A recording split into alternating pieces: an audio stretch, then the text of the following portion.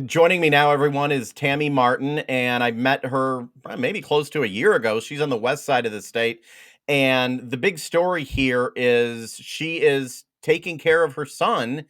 And what could be happening soon is that a union could be in the process of taking money from her or others. And I'm going to get to that in just a minute, but I want to welcome you in. Tammy, I've had videos of you before, but I've never had you on. Tell me a little bit about your story. And I know you've told me before, but for the people who are new watching, tell me a little bit about yourself and your son, Nathan. My son Nathan has mitochondrial disease, which causes a defect in the mitochondria, which is the powerhouse of the cells. And so his mitochondria don't produce enough energy, which causes his organ systems to function. Wow. So how has this been his whole life, the situation? Like, I know you told me, I believe before, he was even told he would never live this long, right? Correct. He Wow. was diagnosed at the age of 3, but presented at birth with issues. And it's classified as a progressive neuromuscular disease. So his disease has progressed at varying rates throughout his life. Um, he requires ICU level care. So he is on continuous IV medications, fluids, J feeds. He's on a vent, oxygen. So, in a nutshell, those are his things. Yeah. I have a picture of him up on the screen. I met him when I came and visited you. Amazing, awesome guy. Um, yeah. So you are a help you basically help him, you or your husband, your family, with his medical needs and so forth. And Mhm. for that, you used to be a nurse, or you are a nurse. Did you have to leave your job to be able to care for him around the clock? I did. Our daughter also had mitochondrial disease, and she passed away at the age of 20. And so I had worked full time um, when the kids were little, and gradually had to decrease my hours as their needs increased, and then eventually have been home full time with the kids for about the last 19 years Okay. because their care just became too much for my mom to handle. Now, by doing that, you are part of, does the state or the Medicaid, do you get assistance or help, not help from the state to fund your care, that your of what you how does that whole work? I don't understand still. After my kids turned 18, then you can, depending on their needs and the extent of their needs and what level of care and assistance they need to um, like make it through their day, you can receive waiver dollars through to care for them. But that doesn't kick in until after they're 18. Okay. So, you know, you kind of look at it as the fact that most children are leaving their parents' care at the age of 18. They're moving out on their own, they're completely independent, or they're well on their way to achieving that goal. Yeah. Um, the level of care that the people that are receiving this waiver have, they require a much higher level of care. So our son is maybe more towards the extreme end of what that would be, because if he were not cared for in our, he would be in an ICU somewhere. Wow.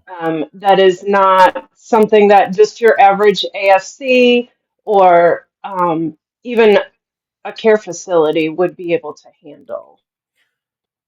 Yeah, and that would be, heck, expensive as can be. So you're paid um as a healthcare provider, is that how I say it, or care?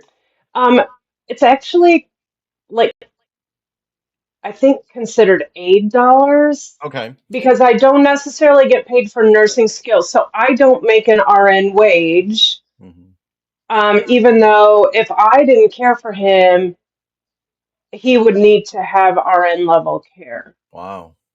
Which would, Um, you know, I don't make that. yeah. So it's the same as someone who has no medical training caring for someone who has, you're meeting their activities of daily living, it's called, or ADLs. Okay. So bathing, toileting, bills, laundry, cleaning, all things that he's not able to do for himself. Okay.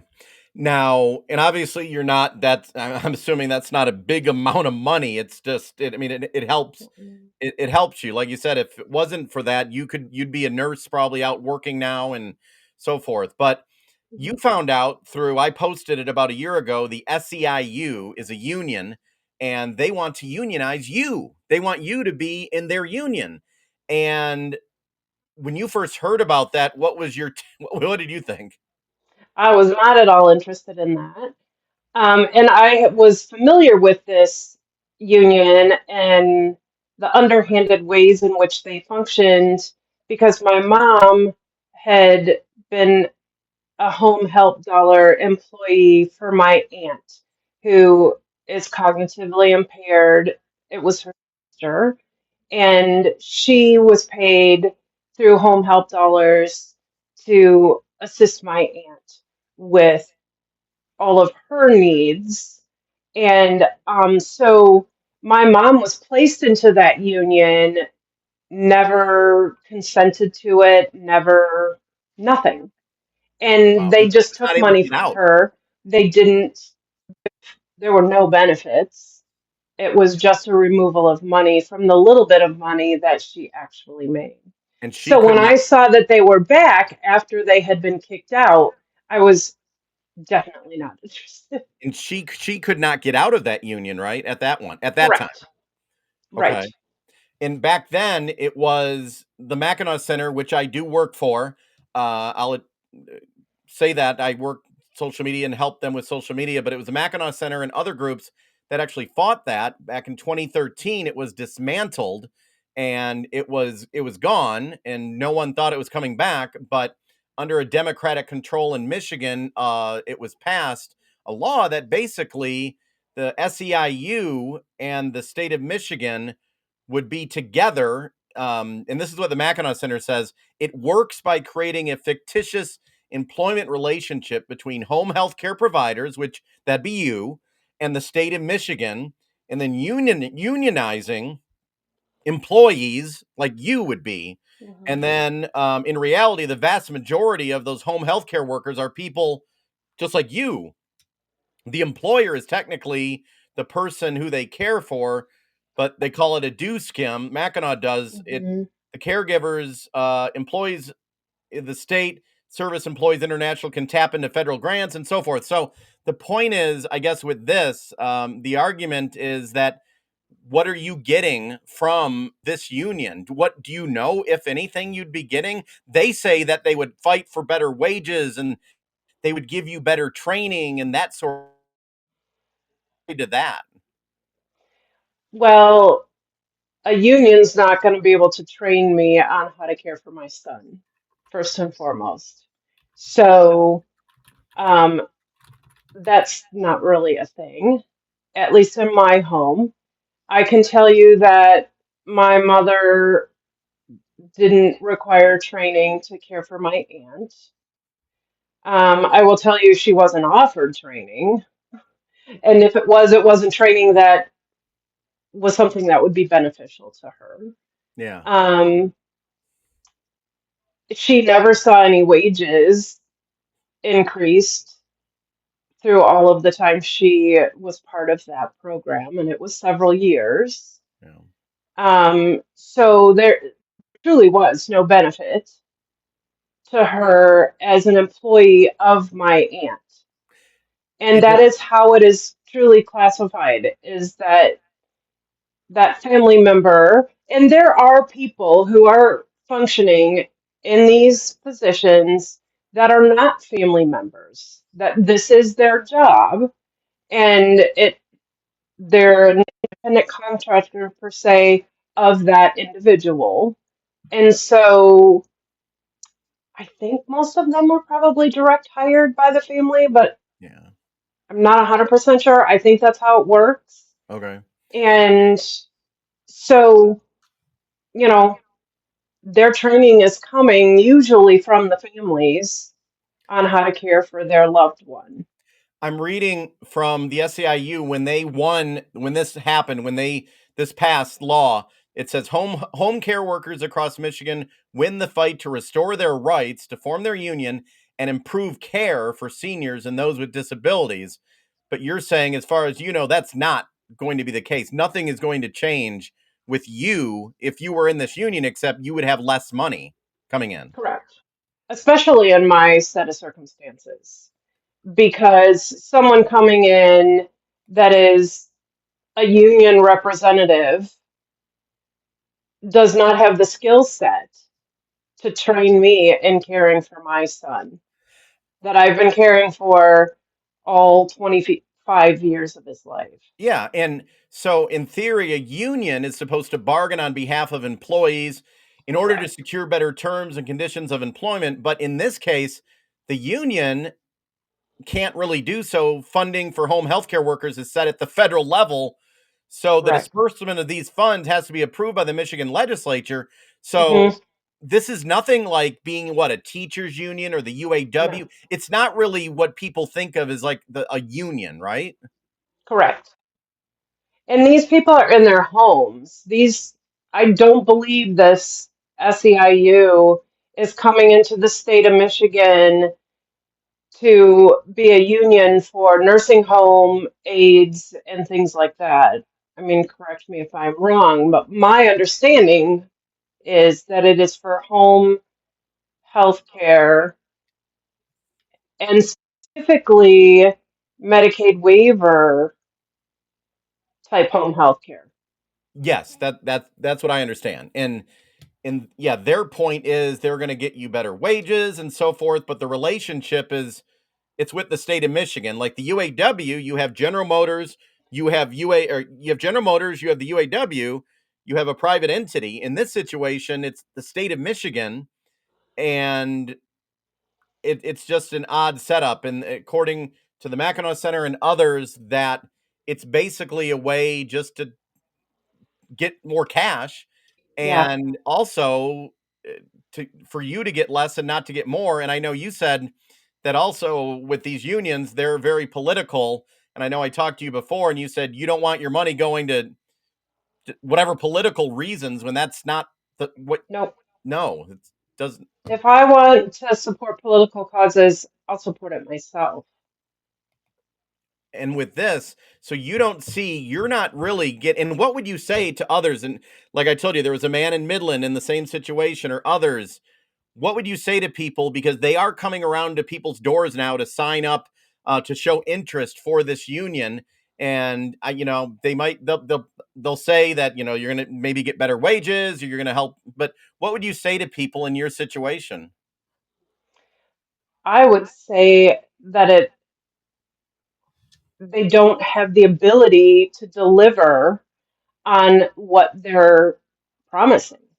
They're basically lying because they don't have the ability to actually deliver on what they're saying because it's not the union. And with an individual, if there's a problem, that's handled usually directly with that individual. There's not an over governing body per se. There is a worker who, makes sure that you're following through and doing what you're supposed to do and so on and so forth on a twice yearly basis. But in terms of really having the ability to increase pay or whatever, I don't see that as something that is going to actually occur. Now, the only silver lining, but under there was a Supreme Court decision in 2018. Janice versus Ask Me, home healthcare workers who are classified as public employees, which I believe you would be in this situation, Mhm. you have the right to opt out of the union membership. So that you would have the right to do that. And I'm assuming you would do that if that was the case. Absolutely. Because in your I life, have heard that opting out would require attending some sort of a, I don't know, you don't really want to do this seminar. oh, okay. And I I don't have know. heard, but I don't know that that is indeed a requirement. Okay. They may not make it easy, you're saying. Correct, is Okay. what I've heard. Okay, gotcha. So that's something that people need to be aware of. Um, Mhm. okay, so yeah, and so this is the SEIU. Basically, you're saying they want to take money from you and get nothing in return. Correct. Wow. And this hits close to you because you this was in your past. Hmm. Wow. Yeah, and my mom was very happy the day that that went away. Wow. Um, and you haven't had anyone contact you yet about this. I have not, Okay. not directly. Is it kind of sad, really, in this situation that I always think that, like, with teachers, or it should be about what's best for what's best for your son. Hmm. That's all that should matter. But it seems like in this case, you're saying they don't seem to they say they care, but that doesn't seem like the case. No, it doesn't seem like that at all. And it didn't feel like that when my mom was forced to be a member of the SEIU back, you know, 2010 to 14, or maybe even earlier than 2010, but it was for years. Okay. Last thing I want to ask you, if someone in your situation, they're caring for a loved one, they hear from the SEIU, the best thing to do is most likely what? Just do your research. And this is with anything in life, honestly. My dad taught me this. Don't immediately sign something. Take some time to do research. And is that Mhm. is that your best advice? I mean, my dad always told me that. Yeah, absolutely. I think if a simple Google search will tell you a lot about what the SEIU actually stands for and where their funds are actually directed. They directed millions and millions to the Democrat Party in elections and have continued to promise to do so. Yeah. And so I think if you like took that piece away from them, they probably wouldn't be here. And Wow. that's where I think we need to get back to a place where unions are for what they were meant to be, not pushing a particular political agenda, but rather truly caring for the individual employees. And I think there's a lot of people that truly believe that's what unions still continue to do. Mm, And I think in some cases, maybe that is the case. yeah. You know, some are good, some are bad, some fall in between. In terms of the SEIU, in the state of Michigan, with the grouping of people that they're going after, they're definitely making promises that just aren't Yeah. feasible. Well, I'm glad I had you to include more. Um, and I'll have links below that people can look at from both sides, from the SEIU and the Mackinac Centers both. I'll have both sides on there, and keep me updated. Prayers to your son. I know it's a Mhm. 24-hour thing. He's an amazing, amazing man. And I'll keep you updated. Let me know if you hear anything else. I will. Thank you. Thank you very much.